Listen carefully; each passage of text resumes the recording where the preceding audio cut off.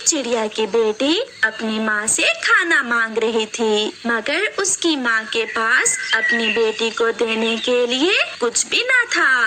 माँ, खाना दो ना। और फिर चिड़िया की छोटी सी बेटी अपनी माँ से खाना मांगते मांगते भूखे पेट ही सो जाती है। वो जो अपनी बेटी के सामने बहादुर बनने का नाटक कर रही थी, वो अंदर से बहुत कमजोर थी। जैसे ही उसकी बेटी सोती है, मम्मा चिड़िया जोरों से रोने लग जाती है। मेरी जान, मुझे पता है आपने कल से कुछ नहीं खाया, मगर मैं क्या करूं? मेरी जान, मेरे पास आपको देने के लिए कुछ नहीं है। मैं शर्मिंदा हूँ आपसे। वो चिड़िया भी ऐसे रोते रोते सो जाती है। और फिर मम्मा चिड़िया अपनी बेटी को सोया हुआ छोड़कर अपने घर से निकलती है। वो उड़ती हुई जा रही थी और सोचों में गुम थी। अपने पति के मर जाने के बाद उस चिड़िया पर बड़ी परीक्षा आ गई थी। अपनी बेटी का पालन पोषण उस अकेली माँ के लिए बहुत मुश्किल हो गया था। जो घर में था वो उसके पति की बीमारी पर लग गया था। चिड़िया रोती हुई तोते के पास जाती है। तोते भैया, मेरी बेटी भूखी है और घर में अनाज का एक दाना भी नहीं है, ना पैसा है ना भोजन। आप मुझे कुछ पैसे उधार दे दें ताकि मैं अपनी बेटी के लिए भोजन ले जा सकूं। मिट्ठू था तो चिड़िया का पुराना चाहने वाला, मगर ऐसे हालात में कौन किसी का बनता है। मिट्ठू भी कोई बहाना ढूंढता है। चिड़िया बहन, जब आपके पति बीमार थे तो वो मुझसे 500 रुपए लेकर गए थे दवा लेने के लिए। वो तो किसी ने वापस नहीं किए। अब तुम कहाँ से उधार वापस करोगी? मेरे भी बच्चे हैं, घर है, बहुत खर्चे हैं। मुझे माफ करना, मैं इस समय आपकी कोई मदद नहीं कर सकता। मम्मा चिड़िया रोती हुई वहाँ से चली जाती है। वो जान गई थी कि अब कोई भी उसकी मदद नहीं करेगा, इसलिए मम्मा चिड़िया एक पेड़ पर बैठकर सोचों में गुम हो जाती है। कालू कौवा और गोरी जो उसी जंगल में रहते थे, चिड़िया को बैठे हुए देखकर वहाँ आ जाते हैं। चिड़िया, कल मुझे पता चला कि आपके पति की मृत्यु हो गई है। बहुत दुख हुआ मुझे सुनकर।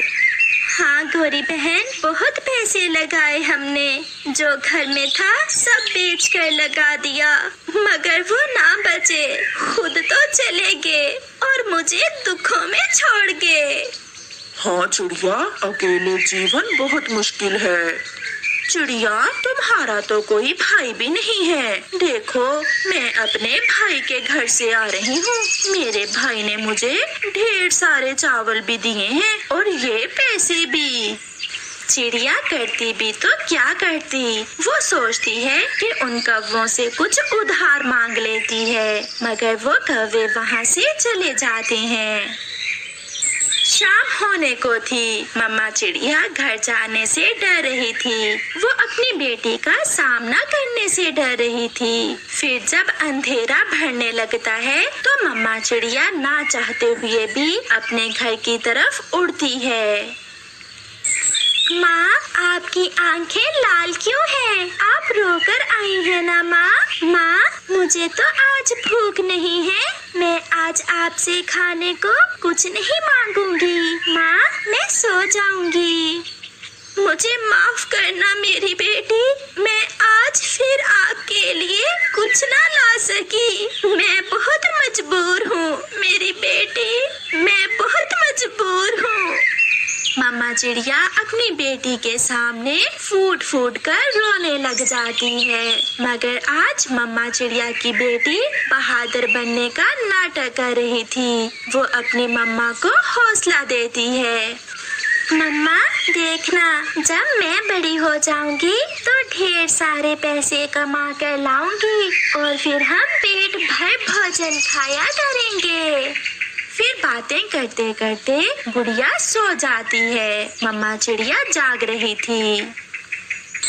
आधी रात हो जाती है। मम्मा चिड़िया कभी अपनी बेटी की तरफ देखती तो कभी खिड़की से चांद की तरफ। फिर कुछ सोचकर मम्मा चिड़िया रात के अंधेरे में अपने घर से निकलती है।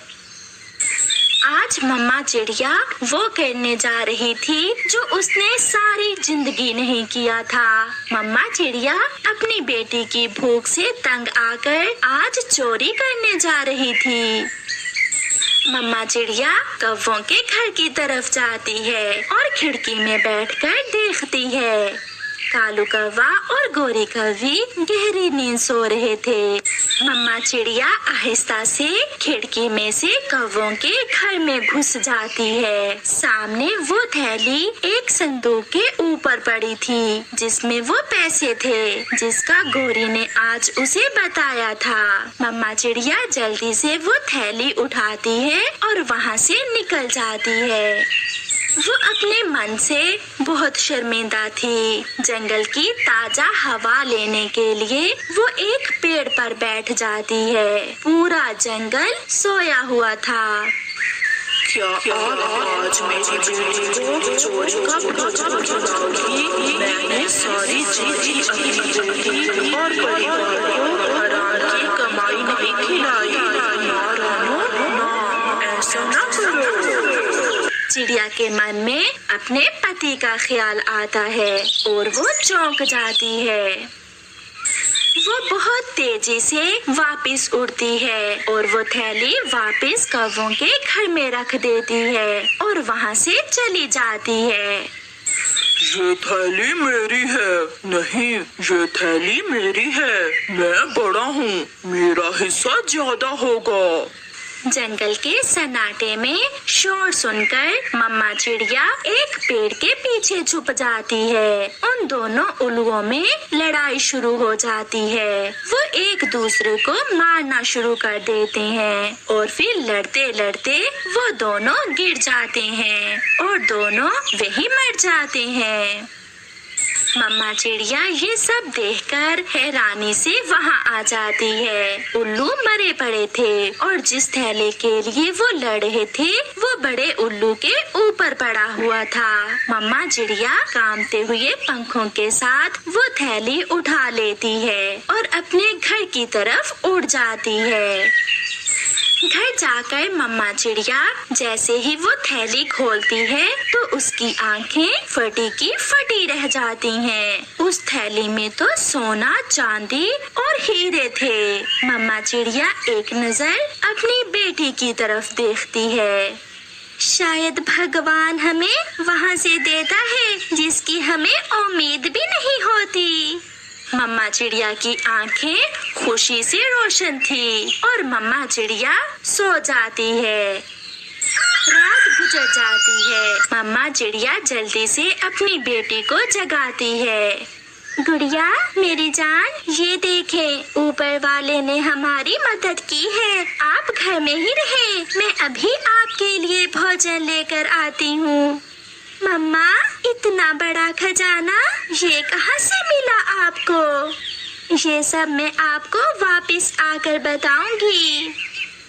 फिर मम्मा चिड़िया उस थैली में से थोड़ा सा सोना लेकर बाजार जाती है। उसे बेचकर मम्मा चिड़िया अपनी बेटी के लिए खाना लेती है और वापस आते हुए मिठू का 500 भी वापस करती है। मिठू, आपका धन्यवाद, आपने मुश्किल समय में हमारी मदद की थी। चिड़िया, आप नाराज हैं मुझसे क्या? नहीं मिठू, हालात बदलते रहते हैं। कल तक मैं लेने वाली थी और आज मैं देने वाली हूँ। मेरे पास इतना कुछ है कि अगर कोई भी गरीब पक्षी हो तो उसे मेरे पास भेज देना। चिड़िया अपने घर चली जाती है और कई दिनों के बाद वो माँ बेटी जी भर के भोजन खाती हैं और फिर वो सारे दुखों को भूलकर खुशी की जिंदगी जीती हैं।